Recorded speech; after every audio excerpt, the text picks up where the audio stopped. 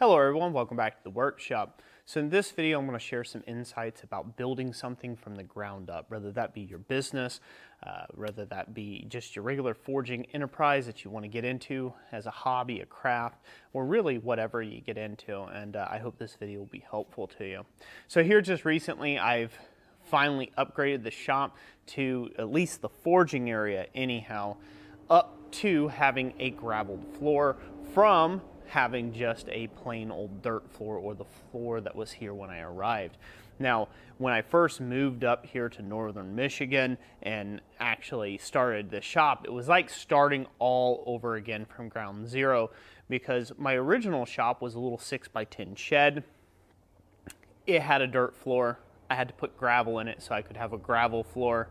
And then I moved up from that to a different building that was a 12x20 building, and then I had a big heavy stone gravel floor that was all uncomfortable to work on, and so I ended up concreting over that, and then I had a concrete shop floor with all the benefits and downsides of having a concrete shop floor.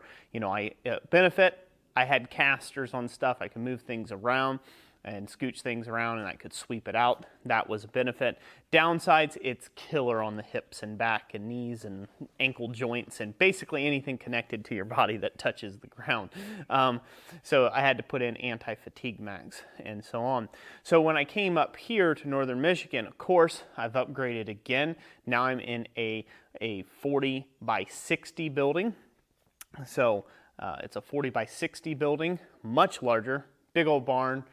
I don't know, 2.5, 3 stories. It's about 32 feet to the peak above me here. And, you know, but it was very rural. I mean, I had to remove a lot of hay, a ton of stuff. And if you all have seen my shop update videos and things, I will put some links to those down in the description down below, maybe up in the cards here, if you want to go back and watch some of those, how rough this place was when I got started. But it's been a long journey to just get to this point here. As you can see, the siding behind me needs to be replaced. It is just an old hay barn, or, you know, a dairy barn that it was originally. So, you know, and the siding needs to be replaced about, well, it looks like 100 years ago, but it really needed to be replaced about 10 years ago or so. And I'm getting into it now. So hopefully I'll have that done maybe by the end of this year, but we'll see. The point of this video is to encourage some of you guys out there that you might be standing under a tarp, you might be standing under a shade tree, you might have a little pallet shed that you're starting in, and that is okay. This is a building process. Much like your ironwork is going to be a building process. When I originally started in blacksmithing, I started just like anybody else, and I was a complete rank beginner and really unskilled, untrained in everything. And I'm constantly learning. I'm more skilled, I'm more trained now than I have ever been, but I am still constantly learning. There's more room for me to continue to take and grow in this craft. So don't get discouraged if something's not working out right now, or if you don't have the money for the big expensive equipment or tooling that you think you need, or, you know, you don't have 1,000 pair of tongs. Maybe you only got 1 pair of tongs and that's it, and you got to reshape them every time you want to hold a different size piece of stock. That's okay to be at that level, because you're not going to be there forever. Eventually it will continue to progress and grow. As your skills and your maturity in the craft will grow, you can grow right along with it. Excuse me. Woo. Getting all sentimental in here. Not really. I just had to cough. But yeah, so, you know, as you can see, like in this shop, very much on my journey, and like you'll see if you are new to the channel and you subscribe, you'll see this process as I go along, you know, of I have to balance life, right? Like, I am a full-time professional smith. That's what I do for my living. I do YouTube as a secondary to that, and a lot of times I bring everybody along for the journey in between, and I try to instruct and, you know, do teaching gigs as well. So, you know, I'm doing a lot, a full broad scope. So I'm a fairly busy man, and so that means I can't just shut down production for, you know, a year while I figure myself out and get everything, you know, built up from the ground up. and get a perfect building the way that I would have it.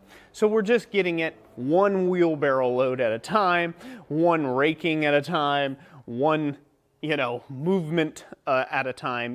That requires double, triple, quadrupling, and whatever's past quadrupling handling of things, right? You got to move stuff in, got to move stuff out, got to rearrange stuff multiple times. And that is going to be a constant, basically, in life. There's going to be multiple iterations of my shop as I go forward, just like there will be multiple iterations of your shop as you go forward. And again, that's okay. But I'm pretty excited about where this is going, where the shop's going in general here. And, I still have, there's a little breezeway just behind the camera here. Well, I shouldn't call it a breezeway. It's it's the size of my old shop. It's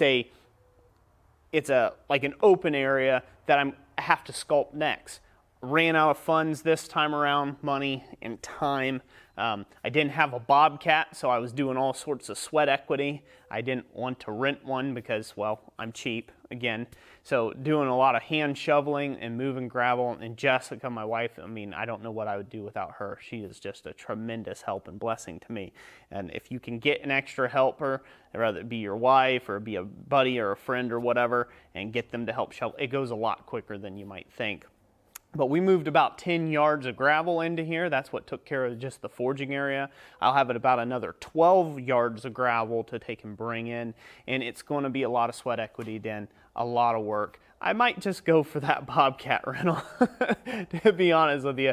I don't know if I'm a weakling or I'm just lazy or I'm getting smarter as I get older, but yeah, power equipment, there's a reason why they make it, and you should use it if you can. But yeah, so things are going to progress a little bit at a time. Eventually, hey, who knows? You'll see this backdrop change. It'll be all brand new boards up there and stuff. But the one thing that will never change, and I hope that it will never change in your workshop as well, is my commitment and dedication to constantly furthering the craft of blacksmithing. And so I'll leave you on that note, leave you on that thought. Thank you so much for watching this video. God bless you. I hope you enjoyed it, and we'll catch you next time.